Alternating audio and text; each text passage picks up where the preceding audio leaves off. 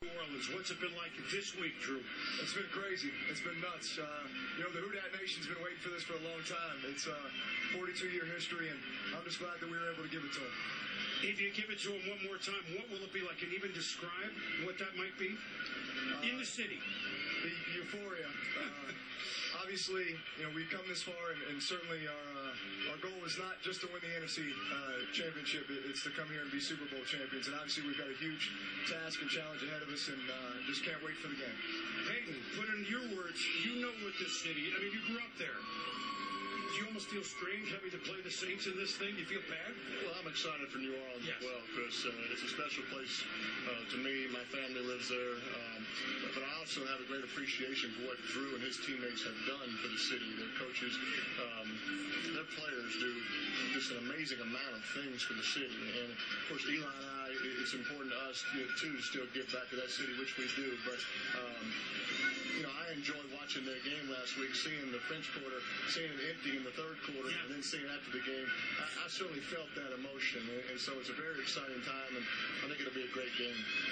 Now, your dad, Archie, obviously said, well, I'm rooting for my son, the Colts. Did you have to politic him, though, after all those years there? No, I don't think so. Obviously, certainly the New Orleans Saints are special to my dad. He's been a part of that organization as a player, as a radio commentator, as an ex-player for 39 years now.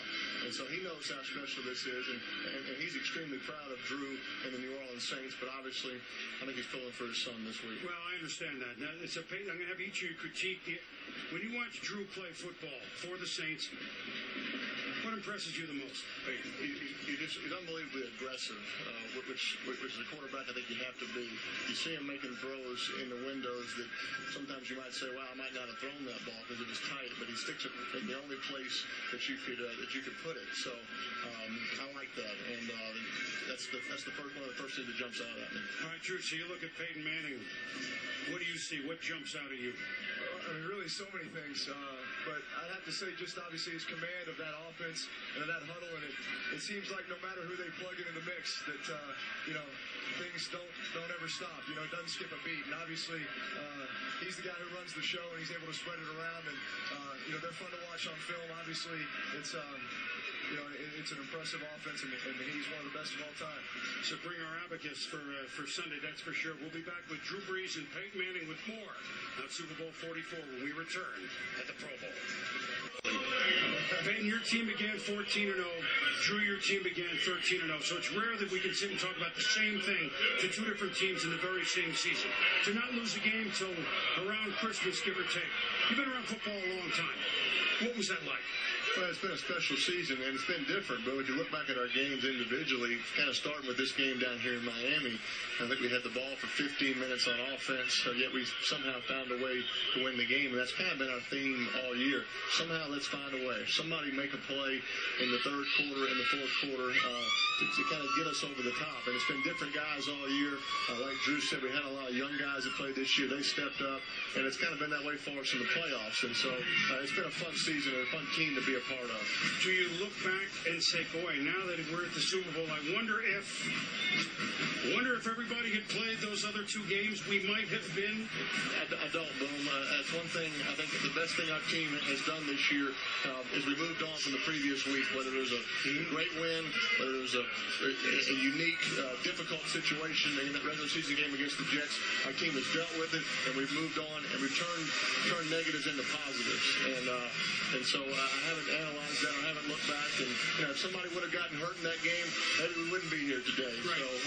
So we're glad to be in this game, and that's what it's all about. So, Drew, 13-0, your first loss is right around Christmas.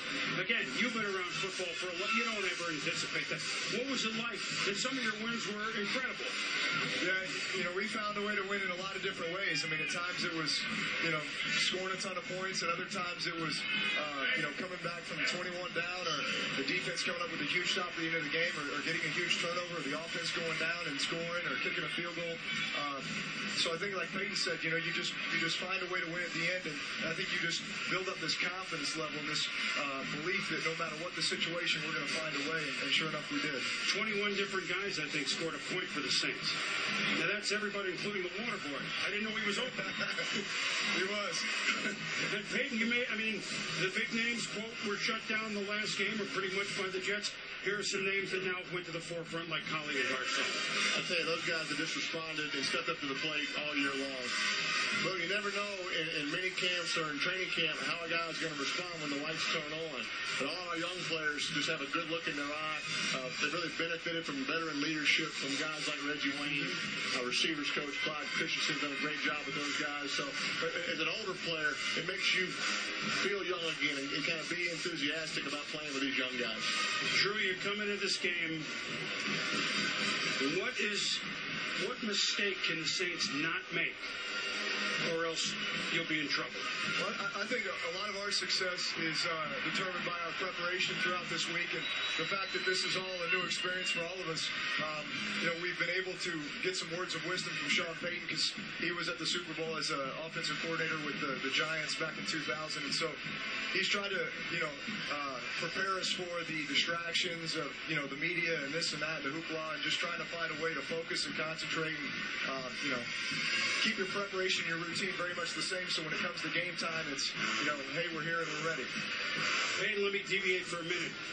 Dwight Freeney's obviously playing hurt with a ligament problem. Do we expect him to go? Do you guys have to make changes? How is he doing? Yeah, I certainly can't speculate on that. On what his situation is. But I will say this, all season long we've had different guys maybe have not been able to go, maybe have not been able to be 100%. And our team just doesn't make excuses that way. Coach Caldwell talks about picking up the bayonet. Somebody's got to pick it up and go do their job. And that's kind of been our theme all year. And if that happens to be the case this Sunday, I certainly hope it doesn't. I think somebody will step up and do their job. What mistake can the Colts not make against the Saints, Peyton? Well, certainly when you're playing against the Saints, obviously you're focused on trying to deal with their defense, but you also know that Drew and their offense are going to make their plays and score their points. Better keep it close at some point. You can't fall too far behind because they're so explosive, but their defense is so opportunistic. You just saw Jamie Sharper over there, and he's around the ball nonstop. Vilma's around the ball, so just all 11 guys are so active, and so you got to find a way to score points on them to protect the ball. At the same time, you better be scoring enough to try to keep up with Drew and their offense. All right, so scoring points. You guys scored 510. You guys, the Saints did, Drew. Peyton, you guys certainly know how to score points and bunches. Do we have a final score for Sunday? What kind of game? And look, I'm the Swami, but I'm bequeathing it at this moment. Drew, what do you think? I expect it to be back and forth and be close, and it's going to be exciting. Yeah, that's why Drew and I are going to be playing and not in this studio. We're not good at predicting scores like that, so I think it's going to be an exciting game. But you're really going to have to look and see, they're really out to a big start. We better go, right? Well,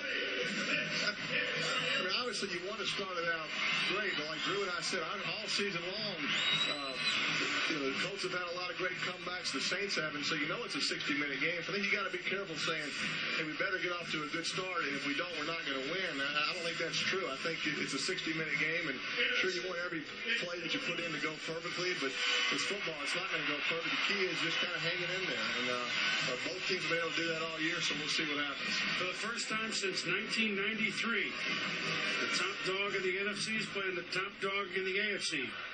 Two great quarterbacks, two better people. Peyton Manning, Drew Brees. Have fun. Good luck on Sunday. 17 all at the half at the Pro. A body of work that combines great coaching, great quarterbacking. Those two guys are special. They're really indicative of today's quarterback as well. They're the first guy in, the last guy out. They understand the cerebral part of the game. It's not always about having the great physical talent. This is now a